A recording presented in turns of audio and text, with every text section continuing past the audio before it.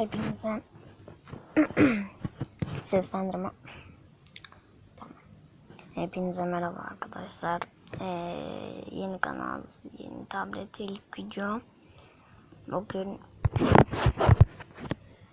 tabletin ekranı kırıldığı için birinci kanalım gitti yani. O yüzden ikinci kanalı açtım.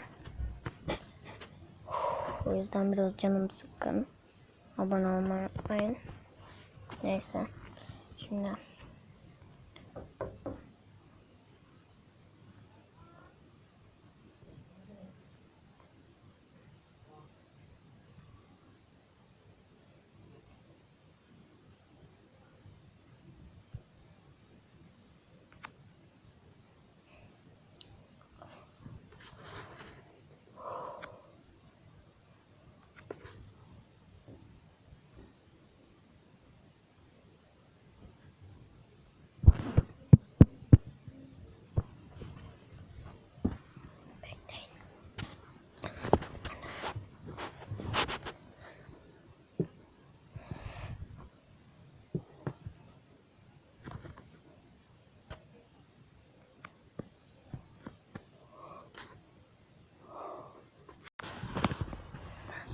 Bu arada kart pozisyonu gördünüz mü? beni arıyor.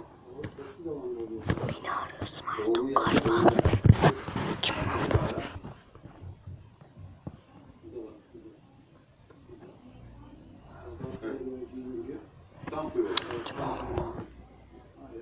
Doğru karar ve doğru zamanlama doğru yerde koyacağım. Kontrol inanılmaz bir çekti yakaladılar. Furkan inanılmaz derecede seviyorum. Gerçekten çok etkili, çok iyi. İş oldu. Şu dakikaya kadar kendi sahamın